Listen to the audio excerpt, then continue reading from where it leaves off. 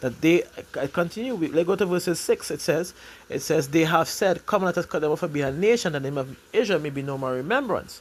So now, as it says, they have consulted together with one consent. They are confederate against thee. Who is the main recipient of that? It literally outlines the first person, the chief enemy, and I say it like that.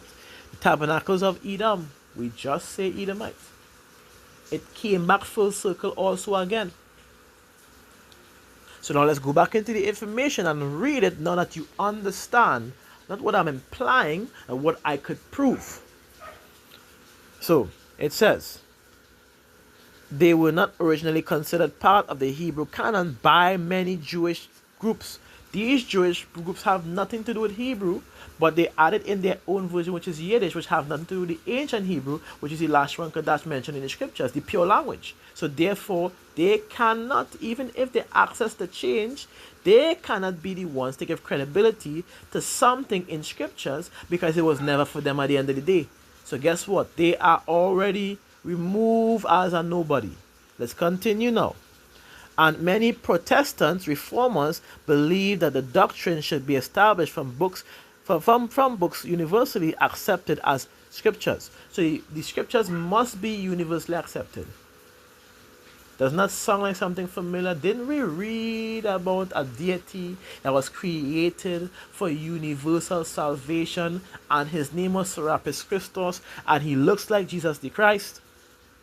And their religion that is behind it, that is preaching that's preaching salvation for everybody, which is universalism, which we know even today continues today as Christianity. Hint, hint. Those are your Protestants back then. Let's continue. As a result, they were placed in a separate section and called Apocrypha, rather than mixed with the Old Testament and of course with the New.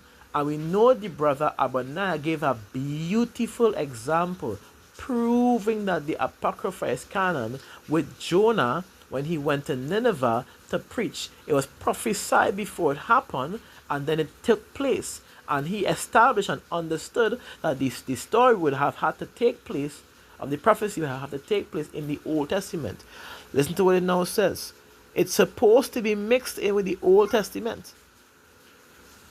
But you know what? They separated it in a different book, the Apocrypha,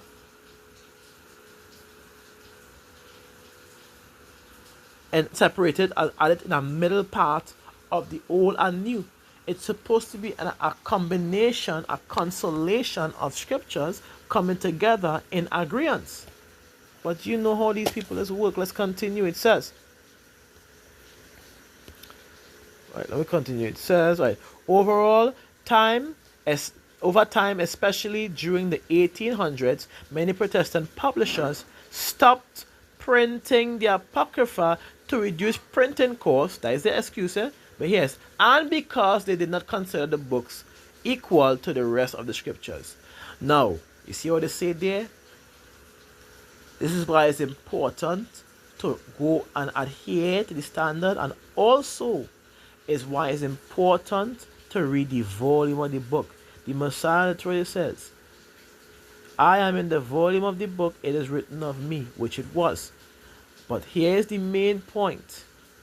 We also have to establish 2 Timothy chapter 3 and verses 16. It says, all scriptures is given by the inspiration of power or of God, and is profitable for doctrines, for reproof, for correction, and for instructions in righteousness. Instructions in righteousness, corrections, reproof, doctrine. Going back into it, doctrine. That the man of power may be perfect and truly furnished unto all good works.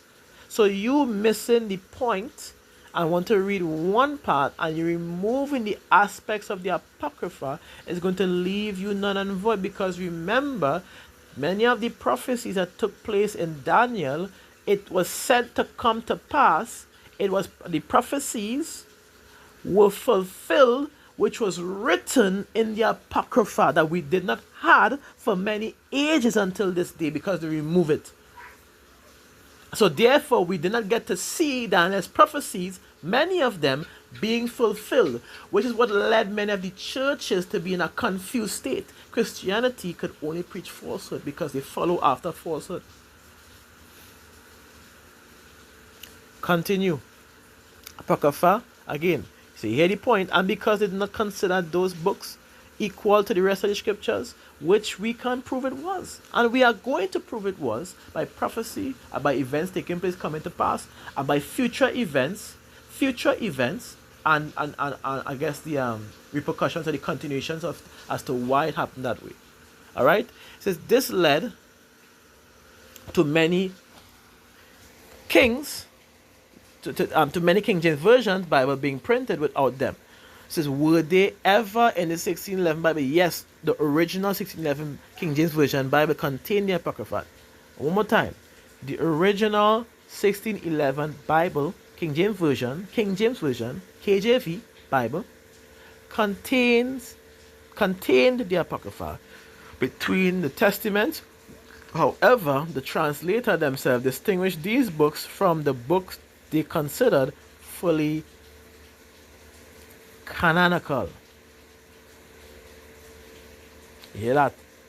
Fully what? Canonical. They are useful. Many believers consider them valuable historical books because they provide information about the period between the Old Testament and the New Testament. For example, 1st and 2nd Maccabees describes events surrounding the Greek rule, which we are going to get into because this sort of tap into certain information that we have to go into now. So the Greek rule in the 1st and 2nd Maccabees, the Greek rule over the Judea and the persecution under Antiochus Epiphanes, which helps explain the historical background of the New Testament era. They said it itself. Because wasn't there Greek-speaking Jews in the New Testament? Or am I lying? Because I can get a precept to show that, but we'll get after. Right, let's continue. Right.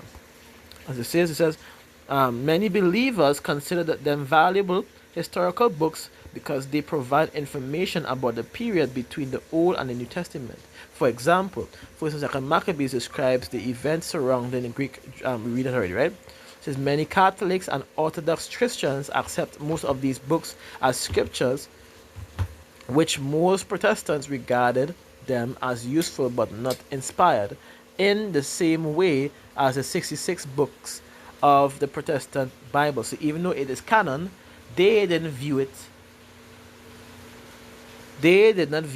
as it says, as useful to their belief, because remember, as we read before, their protest is to aim to keep the aspects of universalism, and that part, the 80 books, the 14 books making up the 80 books, would have removed the aspect because it still keeps the lineup of the salvation is only for Israel. So then how could we preach universalism when they are saying salvation is only for Israel in that Bible self, that same Apocrypha? Let's remove that and give a new meaning to the New Testament and not follow according to the history and the standard, which is Isaiah 8 and 20, to the law and to the testimony. You see how they keep you in a trick bag? How many of us in a dead state? This is why we call them the congregation of the dead, because they keep you in a trick bag, a dead state. Let's continue. It says, the 1611 King James Version included the Bible Apocrypha, Britannica, again, the sources right there, Britannica, English, so Encyclopedia Britannica, Google, Britannica.com, there's nothing to hide. Nothing. It even goes with more information. It says, Britannica notes the edition of the King James Version, the 1600s onwards, sometimes omitted the Apocrypha, and that the British Foreign Bible Society resolved in the 1820s not to print Bibles containing it. So the aim was to wipe it out completely from the scriptures, from the Bible itself. Wipe out these 14 books and leave the 66 to keep the aspects of universalism through confusion, through lack of information. Let's continue. It says, the British and Foreign Bible Society helped drive its removal from many Protestant printing. Britannica documents the existence and influence of British and Foreign Bible Society, which adopted policies affecting Bible printing and distribution. I wonder why. I wonder who. If the so-called white mindset control at this point in time, which we know to be Esau, Edom, then what I said concerning Micah 2:2, he oppressed a man and his house, even a man and his heritage, would be coming up and playing to this. It will be accurate, as well as covered if he's the judge thereof. If not, where and who is he? 2. As well as, like I said, if they have power and they have control over the information, they are going to remove it and keep it in a particular way to suit them. If I have power over something, I go and do it. I want it to suit me. That's how they operate. It's their characteristics. Can't change that. Point 4. Why are the books disputed?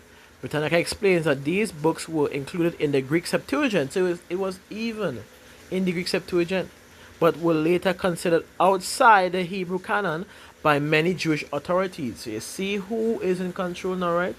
The one that took the land and still dwell in the land today are the ones that are telling you, hey, this is not canon, so don't waste your time with that. And those who are fools will listen.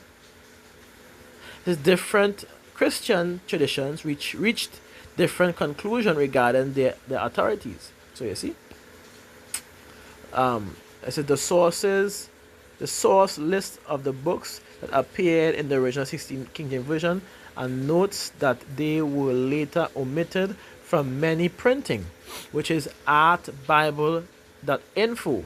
Also, so that's another link.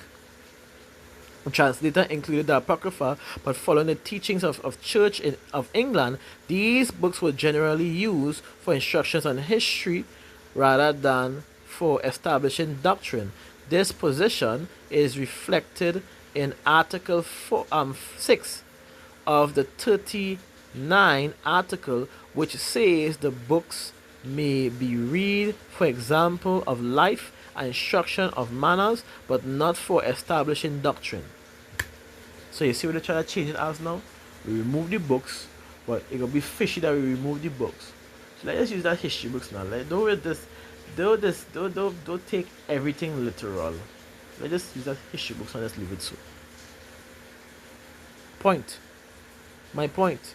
The more we go into reading this, is the more we realize how disingenuous these people are. How hateful. You have to be hateful to strip a man's history, a man's lineage, a man's way of life from them and take it for yourself. And then calling them the enemies and the heathens. You have to be hateful, or you have to hate that individual or hate that group to do so.